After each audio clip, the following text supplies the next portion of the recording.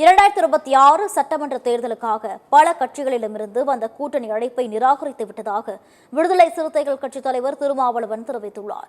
நாட்டில் கிறிஸ்தவர்கள் மீதான வன்முறை தாக்குதல்கள் அதிகரித்து வருவதை கண்டித்தும் மதவாத சக்திகளின் பயங்கரவாதத்தை தடுக்க வலியுறுத்தியும் சென்னை சைதாப்பேட்டையில் விசிக தலைவர் திருமாவளவன் தலைமையில் கண்டன ஆர்ப்பாட்டம் நடைபெற்றது.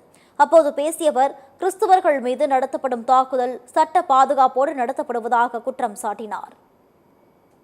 நீ வேண்டாம் இன்ட்டு போட்டாச்சு, நீ வேண்டாம் இன்ட்டு போட்டாச்சு, இங்க கதவு சாத்துற, இங்க கதவு சாத்துற. அவங்க அரசியல் நாம பேசுற அரசியலுக்கு முரணா இருக்கு.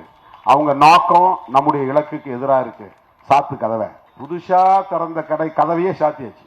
வாக்கு வங்கியை நிரூபிக்காமல் ஒரு கட்சி அங்கீகாரம் பெற்றது என்று சொன்னால் அந்த பெருமைக்குரிய கட்சி இந்தியாவிலேயே விடுதலை சிறுத்தைகள் கட்சி தான். தமிழ்நாட்டில் இருக்கிற பல கட்சிகள் தனியா நின்று எனக்கு இவ்வளவு சக்தி இருக்குன்னு காட்டிட்டு தான் கூட்டணிக்கு வந்தாங்க. இந்த மாதிரி தனியா நிற்காமல் 8% ஓட்டை காட்டாமல் தமிழ்நாட்டில் பேரம் பேசக்கூடிய வலிமை திருமாவளவனுக்கு மட்டும்தான் உண்டு.